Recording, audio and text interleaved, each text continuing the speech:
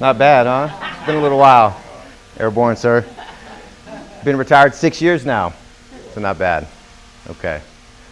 All right. So thank you for attending this lecture titled The Hero's Journey and the Path of True North, based on my book, The Path of True North, How the Pursuit of Our Full Potential Leads to a Life of Great Purpose and Abundance. Let's start with a quote. So Mark Twain said, "The two most important days in your life are the day you were born and the day you figure out why." The Dalai Lama says the purpose of life is to be happy. You agree with that? Now, one of the great essayists of the 19th century, one who was responsible for instilling that spirit of self-reliance and self-determination in our American collective conscious during that time, was Ralph Waldo Emerson. And what he said is that the purpose of life is not to be happy, it is to be useful, to be honorable, to be compassionate, to have it make some difference that you have lived and lived well. So who's right? Well, I find to split the difference amongst these three great thinkers and communicators, I would choose another quote from Ralph that states, "Do not go where the path may lead you. Go instead where there is no path and leave a trail." So how do you do that? That's what the talk today is about. How do you find out what is your true north path? What is your purpose for being here? And so there's another great thinker, writer, communicator named Joseph Campbell, who way back in 1949 connected all the pieces throughout history that said Confucius to Socrates to Jesus Christ to Buddha to Joan of Arc. All of these great heroes have all followed generally the same arc. They've all gone through the same steps, and he put together a model that served as a template for Hollywood that followed this formula over and over and over again. And that's okay, because a lot of us have been greatly inspired through fiction and through other works about the hero's journey throughout the ages. So that's kind of the premise of starting how to talk about my hero's journey. And by the way, I'm not the only hero in the room. I'm surrounded by lots of heroes. Every single one of you is the hero that I'm referring to when that word is used. Every single one of us is a hero in our own journey. You are all main characters for every single day and breath that you take on earth. You still are today. So Campbell generally said that breaking this down into its primal pieces, there's three phases that the hero will go through throughout their journey. It's the separation and departure from the origin. It's the initiation through the trials and tribulations, becoming the hero, and then returning back home in order to share the spoils of your journey and who you now are today to make a difference when you get home. So these are the basic three fundamental phases of the hero's journey. He went on to include usually a dozen that you hear about, and many multiple dozens, usually used by Hollywood to construct a very dynamic script. And so another great storyteller by the name of Thea Cook took all the points that come from Joseph Campbell's model, and she discovered that it's more like a spiral in that when you complete the hero's journey, when you return back home, you're not the same person as when you embarked on the journey. You come back a completely different person. That is, if you successfully get through the abyss, the ordeal at the bottom. So I want to talk you through these points on the hero's journey. And as I'm doing so, try to figure out where are you at right now in your hero's journey. Where is somebody whom you know and care about at on their journey? Are they stuck at one of these points? Or are they on their second or third victory lap through this? And we'll see what I'm talking about in a minute. So initially, the person, that's you, that's me, the hero, starts in stasis, homeostasis, the status quo. But they're not content with that, to just live out their days in the status quo forever. There's some sort of call to action. There's some call to adventure that shakes the person out of stasis and causes them to embark on an adventure. Now, on your path, your gut, your self-doubt, maybe your mom, your friends, your family can tell you, no, don't go. It's too dangerous out there. You can't join the military. You can't join the Peace Corps. Don't go to college. Join dad's business instead. Sometimes there's a little bit of hating involved in that. They don't want to see you progress and do better than them, and sometimes it's just general fear of the unknown. But first thing you have to do is overcome that initial resistance, both within and without, to answer that call to adventure. Sometimes kids are just sitting around watching TV, bored at home, and see a Navy commercial and decide they want to sail around the world and go to war. Sometimes it can also be a great tragedy, a death in the family. Somebody loses their house. It could be something that makes the hero have to embark on a journey to fix that problem. Then, typically, before you're ready to cross the threshold to go into the unknown world and the special world, you have to find a mentor. A mentor could be somebody in your life, somebody from your past. It could be a book that you've fallen in love with, an author, a movie, something that makes you feel like you're going to survive this journey. Somebody who says, I've done it, so can you. Now, again, that could be a figure from throughout history who really resonates with you. Now, crossing the threshold, that's scary for a lot of people. Once you go beyond that threshold, everything after that point is brand new for you. And if a lot of you are thinking like me, I'm retired, like, hey, this is my past, absolutely not. You are all facing another threshold in your life. You are not done by any means. There's a second, third, and fourth act, as we're going to see. What's stopping you from crossing that threshold into that next career, into that next phase of your life, into that next great challenge that you're going to take on, the next abyss that you're going to cross? Throughout that process, the trials and tribulations that you face are all part of testing your mettle and forcing you to discover those skills that are going to allow you to become that hero and get through the great ordeal that's coming ahead. So this is where I have begun in that phase to understand that we're not necessarily victims of the trials and tribulations. Those are actually part of the process of us becoming fully realized and that hero that we were always meant to be. You're going to make friends, you're going to make frenemies, you're going to have people who take advantage of you. These alliances are going to be shifting throughout the process. And this probably sounds like a lot of famous movies that we've seen. To pull from fiction, ones that readily come to mind are Luke Skywalker in A New Hope. You know, George Lucas actually said that Joseph Campbell's book, Face of a Thousand Heroes, and the hero's journey was pretty much his sole inspiration for the way that he wrote and constructed the entire Star Wars saga. So, in order to get through the abyss, down here, the ordeal, you have to become aware of illusions that have been placating you throughout your entire life. People that maybe you thought were on your side weren't. People who you thought were helping you were actually holding you back. There could be a whole lot of illusions that get shattered, and you have to face your weaknesses. And that right there is enough to send people running back up to the ordinary world and back to where they came from, because they don't want to face those deep, dark spaces in themselves. But if you do go into that ordeal, you know, there's the expression, God doesn't give you more than you can handle. You are going to face all of the trials, tribulations, challenges, catastrophes, that if you don't quit and go running for the back door and trying to get back up to the known world, if you don't quit and you just keep driving forward and you live by the warrior ethos, then you're going to come out the other side stronger and a hero. Now, throughout history, that phase has been given the name apotheosis. That's actually a Roman term that goes back to ancient Rome.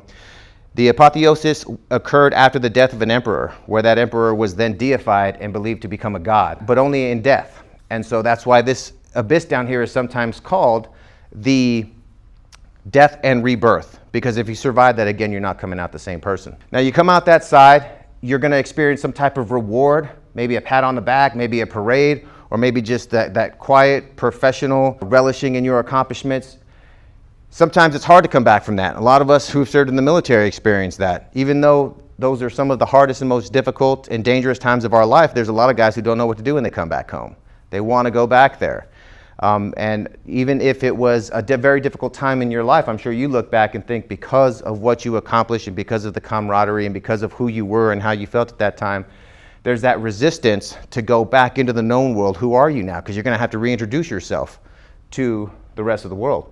But you must take that road back home, because you're bringing with you the tools and what Joseph Campbell called the elixir that you brought down from the deep, dark depths of the abyss. Something that you learned, a new capability that you have, a new skill, a new technique, knowledge, forbidden knowledge, secrets that you now have that we back here at home desperately need, which is why I need every single one of you to embark on the next journey, to quiet the mind, you get off your cell phones and do some listening to what is that call to action that's calling you to cross the threshold and go down into that abyss again to achieve that elixir, those skills, and bring them back, because the world still needs them to your very last day.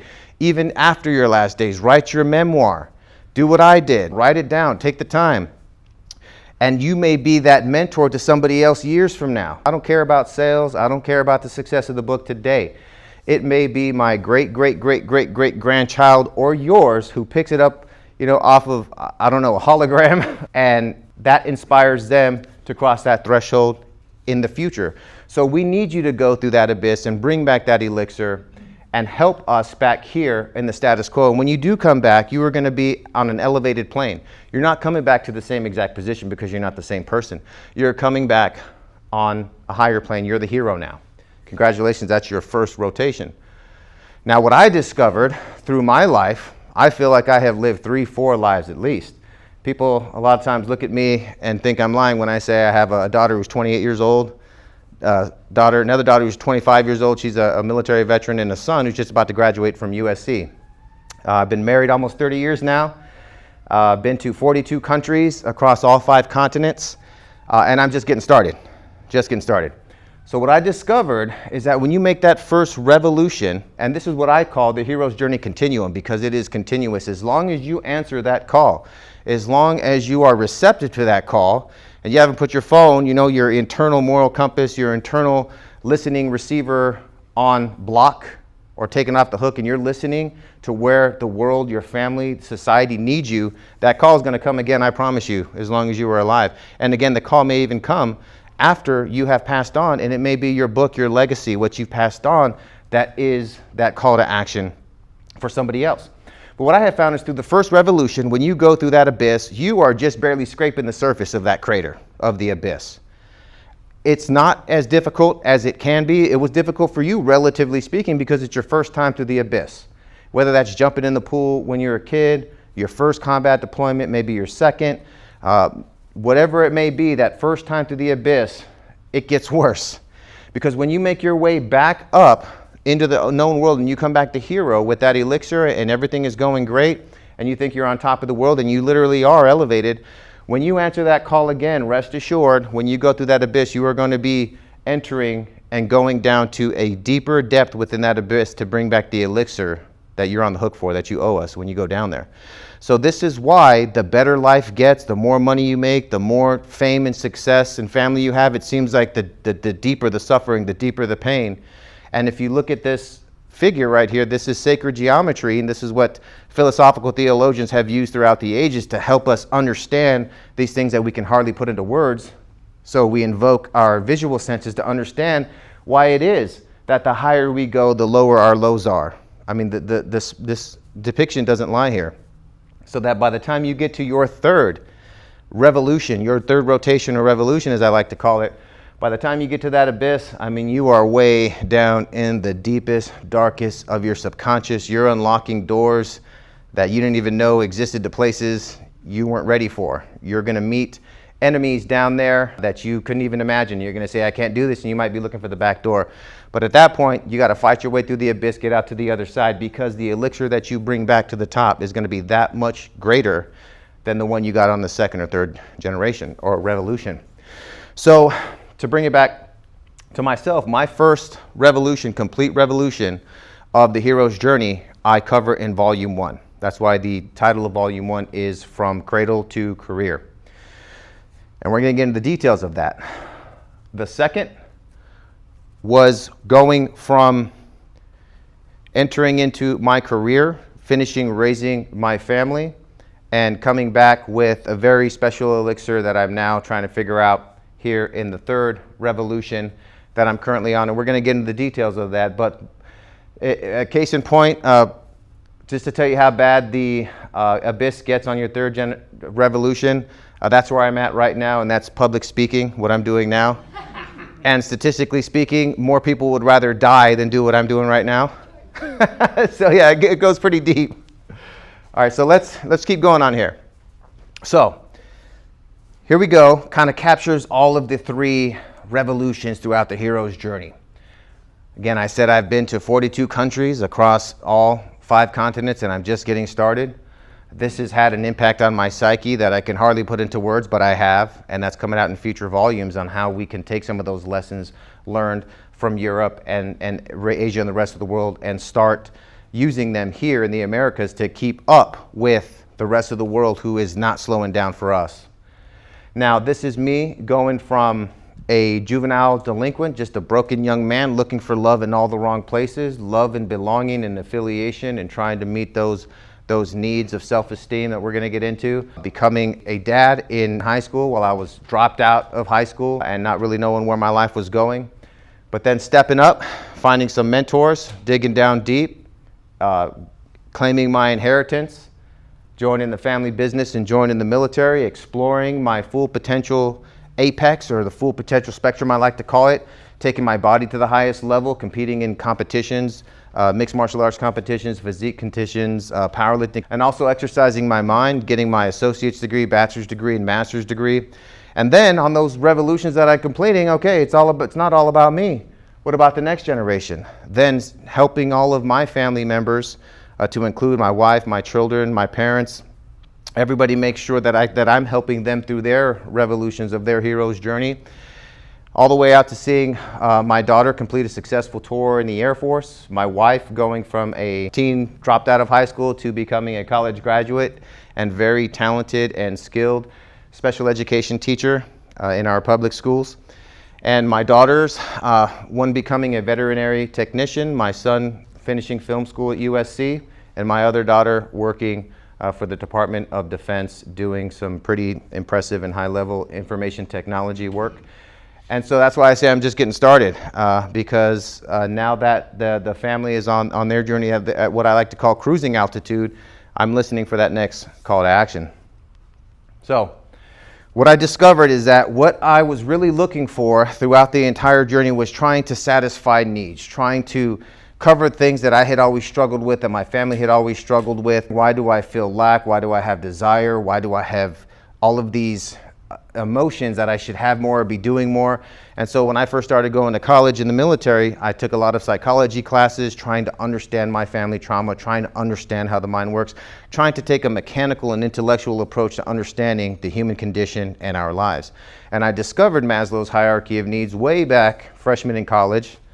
And so I opened the book with talking about Maslow's hierarchy of needs. It's the preface. It's what I call the philosophical underpinning of the book. So now we're going to transition to a live reading. Okay, so while it's here, preface, philosophical underpinning. Everyone has common needs that exist within a hierarchy. At the bottom are immediate needs required for life: air, food, water, safety, and protection from the elements. Physiological needs. This allows us to find permanent shelter and attain the security of having these needs met on a dependable and regular basis, security needs.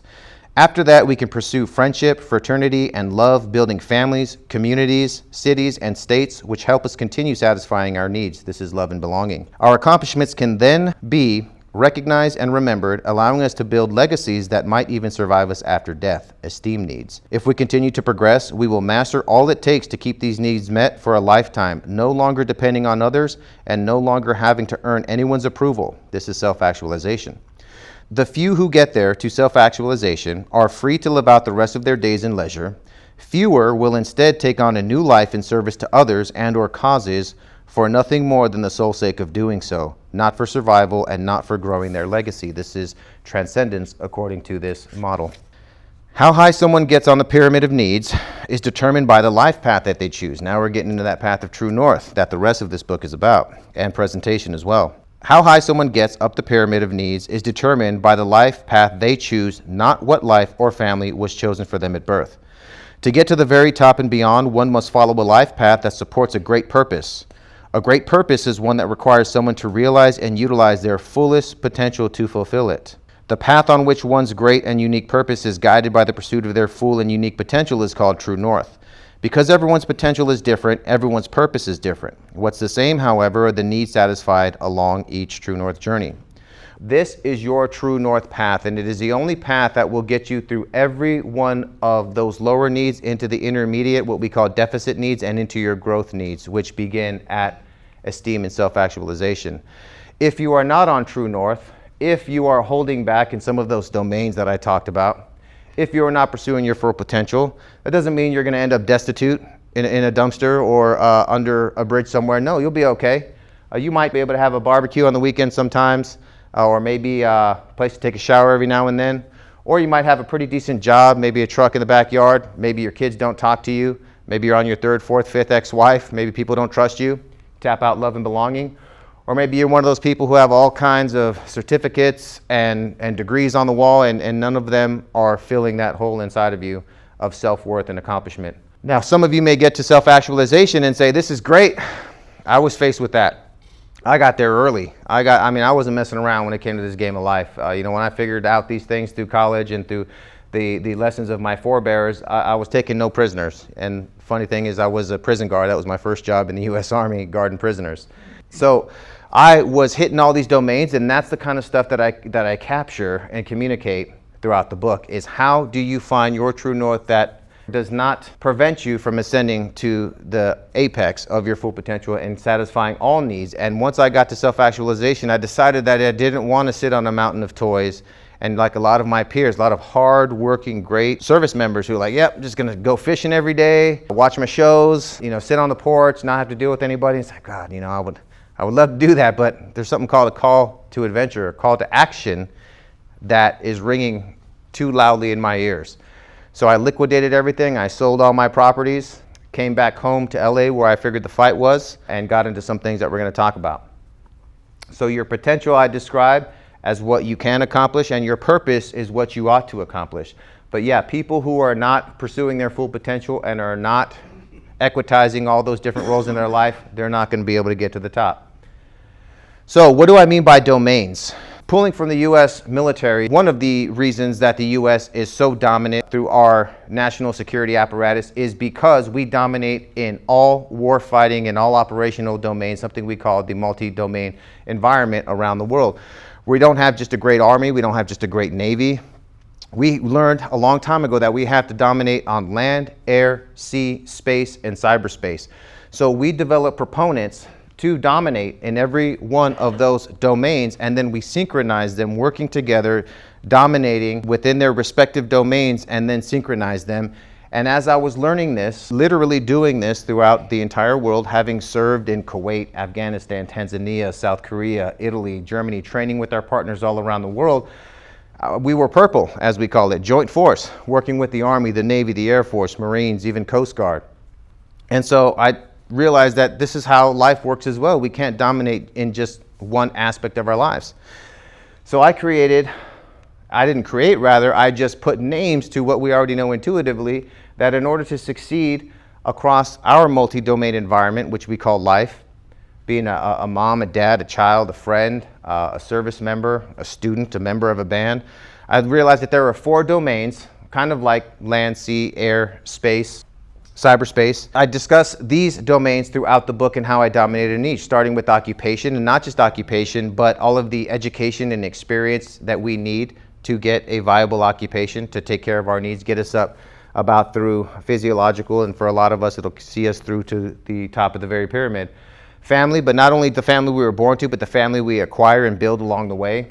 Our communities, not just our friends and our social obligations, but our service obligations, giving back, volunteering.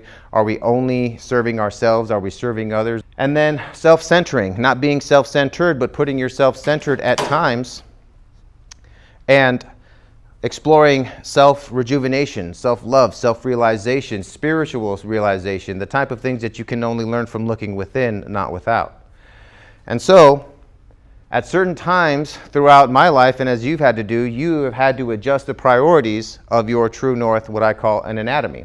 So when I was just first starting out, occupation had to be the dominant orientation of my true north that was going to propel me. As you see, this arrow carries over to that true north diagram there to the right, constantly having to adjust. When I was tapping out, when I was failing in one of those areas, love, belonging, esteem, I realized that I needed to make adjustments to what I was putting first: family, community, obligations, the self. And that's going to change and fluctuate, and that's going to be like the call to action, listening and looking for the signs that you need to make adjustments.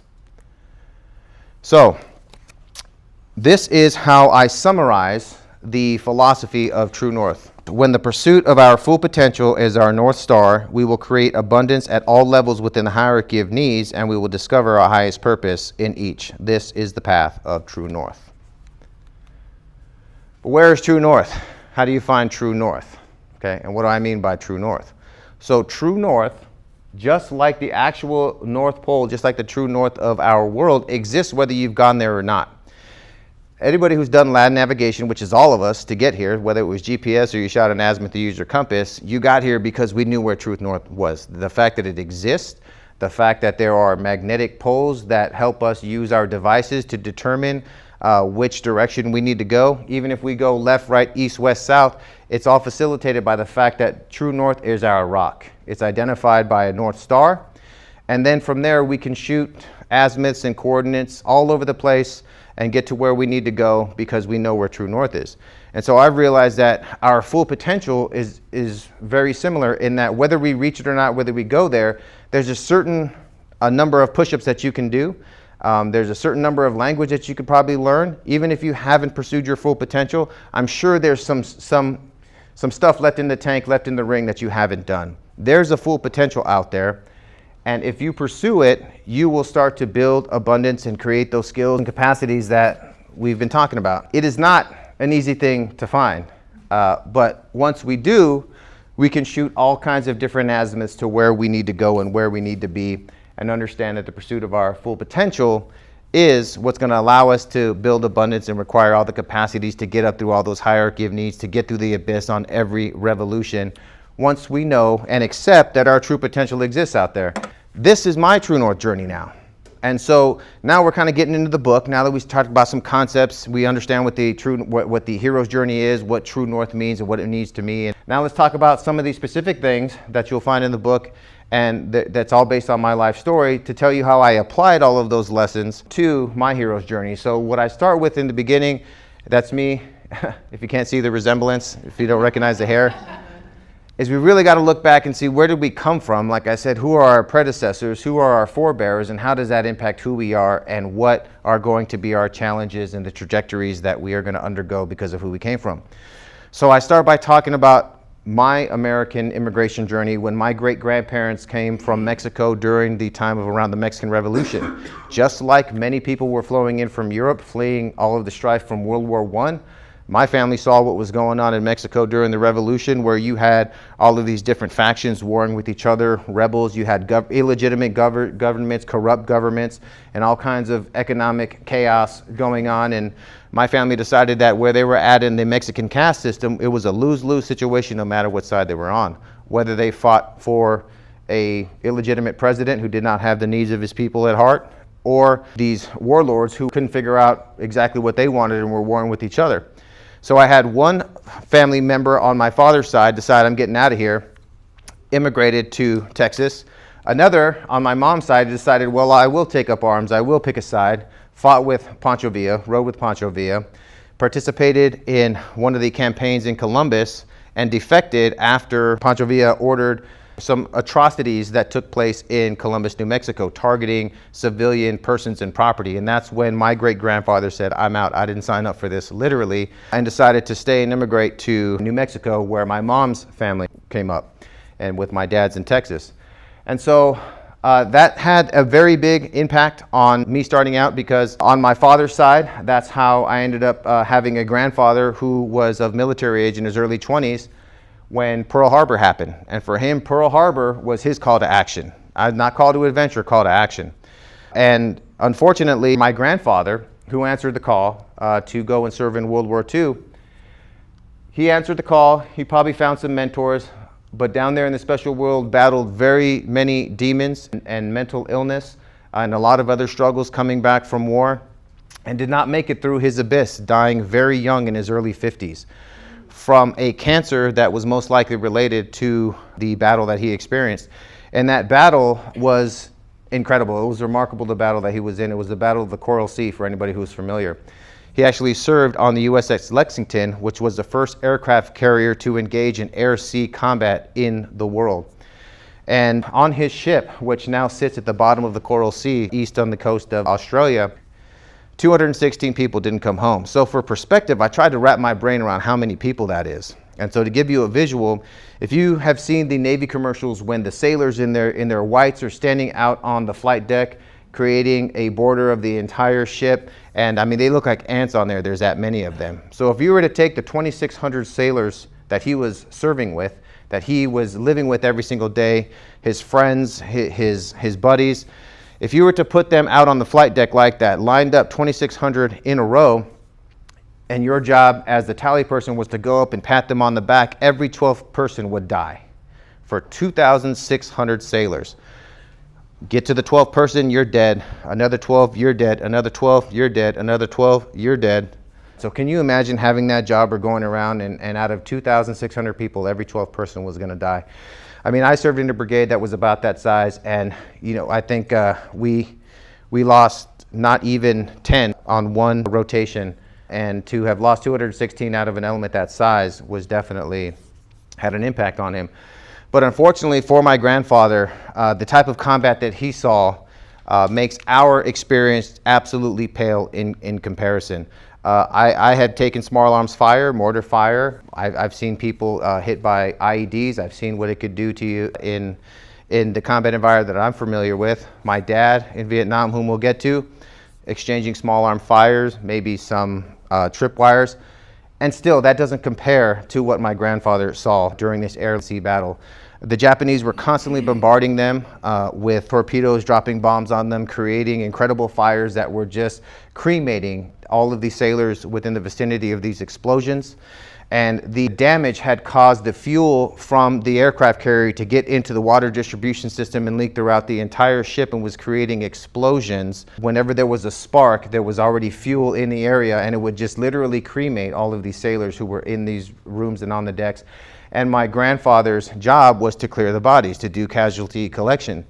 And so his job was to constantly go out and find his buddies and retrieve them and pull them to the casualty points.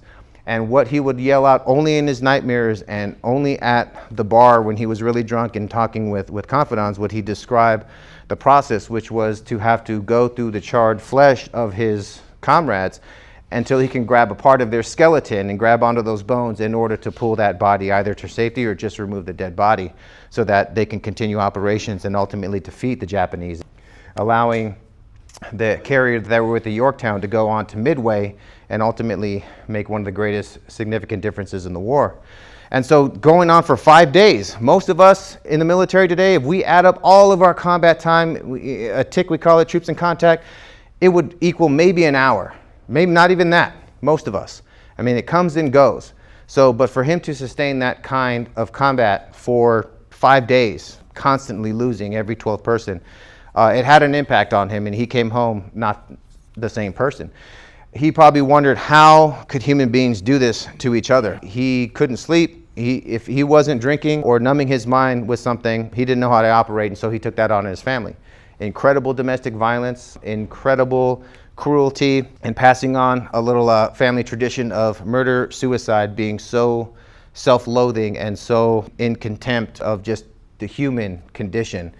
And so that's what my dad grew up in. But there was one thing that my grandfather passed on to my dad, and it was just one sentence. He never talked to my dad. He never talked to his family members. He admitted on his deathbed that he absolutely just hated everybody in the world. And that's a very difficult place to be. And the man died as a young man in his early 50s. So we couldn't even comprehend what he was going through. So I cannot judge him, and I will not.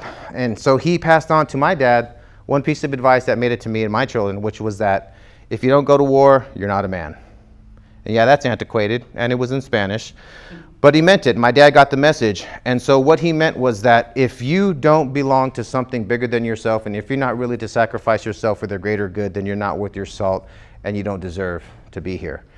And so he imparted that on my dad, and my dad wanted to make his dad proud, given that was the only advice he ever gave him. As soon as that call to adventure came with Vietnam, my dad signed up immediately. In fact, he had to go and fight in order to get registered for the draft so that he could be drafted. But my dad went to Vietnam an unwell man, and he came back a more unwell man, and he would greatly struggle to get through that ordeal. But not before he passed on to me that patriotism and that sense of selfless service and that sense of duty, that if I really wanted to make a contribution and earn my right here in this world, that my true north path, whether it's my DNA, my heritage, whatever you want to call it, I knew that there was no doubt that I had to serve in the military. You know, it reminds me of that movie, Goodfellas, where the guy's saying, you know, ever since I can remember, I wanted to be a gangster. Well, ever since I can remember, I wanted to be a soldier. Ever since I can remember. And so that would be my call to action, my call to adventure. Now, my mom's call to adventure, call to action, was to save us from that domestic violence hell that we were living in after my dad came home from his Vietnam experience, ill-prepared. And so my mom's call to adventure was after 12 years to finally get us out of there, get us safe, and get us to a place to where, you know, just the threat of family murder, suicide was no longer ever present in our lives, and we had to restart our lives over. And so what I would run into later was meeting a mentor. When I was ready to finally turn my life around after getting involved in gangs and delinquency and just leaving behind everybody, answering that call to adventure, going out on my own, whether I was sleeping in cars, living in abandoned houses, couch surfing until I was offered a pillow. That's when my pride kicked in and I would go find somewhere to squat for the night. I needed to find a mentor in order to cross that threshold. And so, like I said, that person doesn't have to be immediate in your life. And who that mentor was, somebody who I modeled my life that I wanted to have for myself and my family, was actually somebody right here from Santa Clarita Valley. His name was Mr. Hurtado. And so he was an air commando in Vietnam, and his son is here with us today. Very proud to have him here. And so this gentleman, Jose Hurtado, he was everything that I ever wanted to be. He was a family man, he was a good husband, he was a strong man, he was a soldier, he was a badass, but he was so generous and so soft-spoken and so successful. I always looked at him and said, he's Mexican and he went to Vietnam and he went to war, and he's been through it all, and somehow he pulled it off. And so I just knew that it could be done. And that's where I go back to that quote from Ralph Emerson, who said, take the path that's all your own, but leave a trail. And so even though you're taking a path that is all your own, it's leaving a trail for others who are just simply lost out in the woods to say, okay, I'm in the thick of it, but I see a trail there. I don't see a skeleton next to it, so let me jump on that and start moving in that direction and start to find my own azimuth. And so when I knew it could be done, that really ignited a fire in me to not take anything for granted, to take my education very seriously, reaching out to mentors and reading books and getting started. Once I knew it can be done and I picked a mentor to focus on, then when I got to the Abyss, I was able to survive that. And so I'll just kind of summarize what the Abyss was. After I had gone back into school, joined the military, I had gotten married and started a proper family, and I wanted to succeed as a husband, as a father, and do the things that I didn't have when I was a kid. I kind of took it a little too far, and I started to neglect my family, worrying more about impressing my supervisors at work, going to school, working out, and forgetting and just taking my family for granted, until my wife eventually said, well, if we're that low of a priority, we don't need to be here, and up and took the kids back to America while I stayed in Germany. And here I am feeling like my dad, thinking, how did this happen to me? I tried to do everything right. I denounced violence, I embraced education, I'm taking all the advice I can get, I have a mentor in my mind whom I'm trying to achieve. And so down there in the deep, dark abyss, that's where I discovered those domains and how I needed to make adjustments, how I needed to adjust my priorities, how I was succeeding at work. And it's a section in the book I call Promoted at Work and Fired at Home. And that's where I was at. And so I refused to allow that to be the trajectory, to fail and die down there, and my family and all my dreams to die there. So I made incredible, huge adjustments, having to decide how can I still pursue my true north path in my occupation while keeping all of my other requirements met proportionally. And so I came out on the other side of that. I committed to being more well-balanced and something called work-life balance we didn't even really have a concept of back then. And I was able to get the wife and kids back home and start to live a much more balanced life across those domains, coming back up, earning my way into officer candidate school, and then thinking that everything was going to be easy peasy from there. I was thinking that here we are, the U.S. military, around the turn of the century. No one's ever going to mess with us. This is going to be easy. And if anybody ever did, it would be a lightweight, a couple of days like Desert Storm, and we're done. And then my call to action happened, and that was 9/11. So after 9/11, that's when I began my second revolution throughout the hero's journey.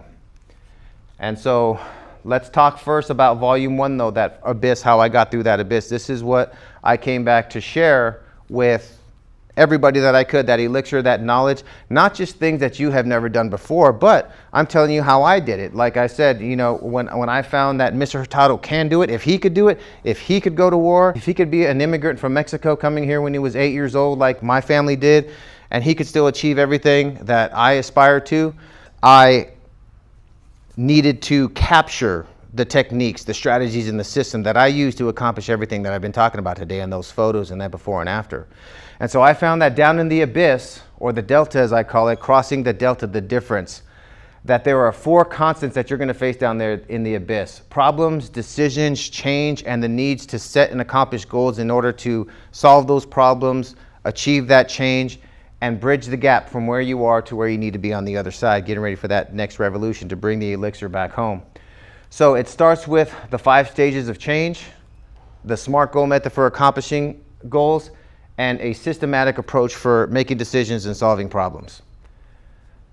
So again, this is on YouTube, so you can come back and watch this, and you go to the book and go to my website and get a lot of these charts. It's just telling you what is in the book and how this system I transcribed so that it could be emulated and put your own spin on it and call it whatever you want. But here's what I found, that the Prochaska and Clemente 5-stage model was not the whole story on what allows people to change. So their model says that you go from pre-contemplation, which was you don't know you have a problem and you don't even know that you're lost, into contemplation, where you decide on a destination and you prepare and plan to get there. You take action on it, and if you're successful for 6 months, you go into the maintenance phase. But what I realized is it takes a whole lot just to get to that first spot on these stages of change. I realized that there were 4 requirements, that being having to have the desire, the ability, the environment, and the will to change.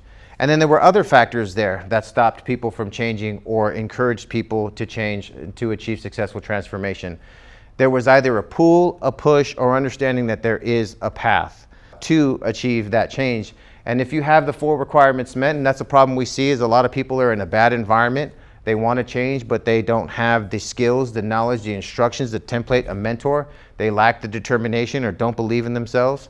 So myself, as having been a teacher of high schoolers, having been a case manager for homeless youth, a case manager for adult offenders, a case manager for special needs adults who are homeless, I often find that they are being told to change by their family, told to change by the state, when not even one of these requirements are being met, and yet we expect them to change. So we as coaches and we as leaders and caregivers have to understand, how do we help people satisfy all the requirements and put in place push, pull, and path mechanisms to get them on their change journey. And in the book, I use my time going from gangs back in the 90s when gang violence was at its height. You know, we lost thousands of people in the streets here. It was just the Wild West again during that period of time. The neighborhood that I lived in, congratulations, was given what they called the green light back then, which was punishment for rules of engagements within the gang world being violated. And then a extermination campaign was put in place to teach everybody a lesson that you either obey the rules of engagement or you don't get to play. And so throughout my high school career, many friends, up to 10 were being shot, 5 were killed, and much more than that went to prison.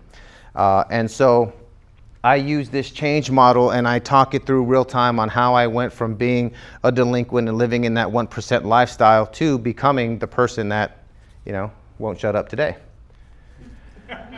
So the SMART goal method, you are not going to read this. This is on my website. It's in the book. It just goes to show you how goals that you decide to accomplish to solve those problems, to achieve change, to get from here to there, requires that your goals be specific, measurable, attainable, realistic, and time-bound.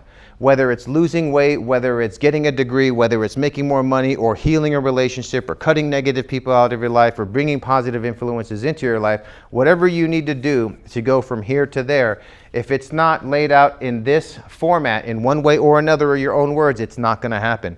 So I became obsessive compulsive with using this method, including when I almost lost my entire family.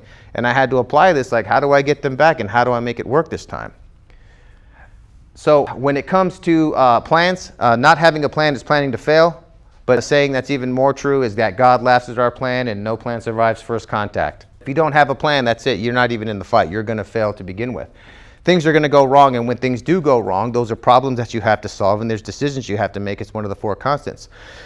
So this is the military model, stripped down to the very basics with as few steps as possible on how to make a decision or solve any problem, starting with identifying the problem, because a lot of times we don't understand what's truly causing the problem, not understanding where we need to go from here to there. So first we have to rectify the names and effectively identify what the problem is before we can gather information, conduct research, do soul searching, be objective, and generate solutions, generate courses of action. So here is one thing that I'll share with you when it comes to this, even though I know I have some seasoned folks in here like myself. If you are making decisions without having at least 3 courses of action from which to choose, you're not making the best decision possible. Don't go with the first decision that pops up with your gut. You've got to have 3 distinct courses of action for solving the problem or making the decision, and then use the process of elimination. You should never make a decision unless it comes at the rejection of another decision that is suboptimal or that is invalid. Never make a decision. In the Army and all military branches, we always have at least 3 courses of action to present to the boss and the team. Never just choose the first one. You've got to understand why you're not doing other things. If you don't do the homework to understand why you didn't do that versus doing this, then you're going into battle blind and you are probably not going to be successful. So never make a decision unless you've generated at least 3. Now we love to have a 4th course of action, which is called the throwaway. That is very helpful, stuff we would never do because it helps set a limit on what you don't want. And if you know what you don't want, it helps you start to identify and get in the neighborhood of what you do want. And so this was like the most golden nugget that I ever learned. One of the reasons I was such a successful officer with the real higher ups is because we didn't know what they wanted, and it was our job to read the tea leaves, and they're like brides for a wedding, bridezillas, commanders, especially colonels and above. And it's our job to all show off our mind reading powers to figure out what they wanted. So we would sit around there and get in trouble trying to give them what they wanted. So it's like, look guys, like here's the secret. Let's give him what we know he doesn't want. Let's give him what's going to piss him off or her off. And then he's going to spill the beans and tell us what they actually want. So we would come up with like the stupidest courses of action. Yeah, we get a little bit of trouble for it, but then they start orating and telling us what they actually wanted and what it's missing. And so, man, we started answering the mail when we started putting in front of the boss what we know for sure they didn't want. This gets me in trouble with my wife and my kids and my students a lot all the time. It's like, no, I'm not saying that's what we ought to do. It's just, how do you feel about this course of action? And then I start to understand and get an understanding of the direction we do want to go in. Then we compare and we compete and we analyze those, and we use the process of elimination to make the best one during the decision-making process. And then you don't just go out and pull the trigger. You have a plan that supports its success.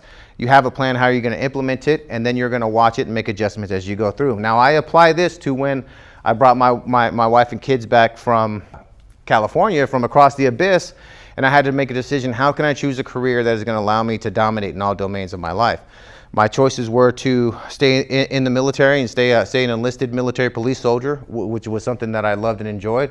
But that call to action told me that I'm not going to be able to do the jobs in combat I want to within that job. So I could become a commissioned officer and go into the infantry. I could become a lawyer. There was a program to do that, do law enforcement or business. And so using all these models, I decided that becoming a military officer was a way that I can answer a mail in all those domains. And what do you know, lo and behold, it worked out pretty decent. So that brings us back to where we started out. Like I said, these are the revolutions that I have gone through. Volume 1 is all about that first revolution through my hero's journey. Volume 2 is the second. That goes from commissioning as a second lieutenant, raising my kids into successful adults at cruising altitude, supporting my wife along her true north journey, and actually taking on the DoD industrial complex to change some policies that I felt were discriminatory towards kids who had received behavioral health treatment in the past, whose military careers were being ended before they even started. And that was a great abyss that I went through during my second revolution, which we'll find out about in Volume 2. Volume 3, that third revolution, again, I'm in the abyss right now, is about going from self-actualization, where it's like, I'm good, my family's good, but what about the rest of the world? We've still got a lot of time and a lot of resources, and we still got some miles to put on our compass through that next abyss. So Volume 3, you are a part of it. Thank you for being present for that. And so that first revolution got me up to about physiological needs, security, and halfway through love and belonging. That second revolution pushed me up from love and belonging up to self-actualization. And that third revolution that's currently in progress is about that space of transcendence, one that's not about you anymore. And it's a doozy. So stay tuned for that. So that's the presentation. That's the hero's journey and the path to true north.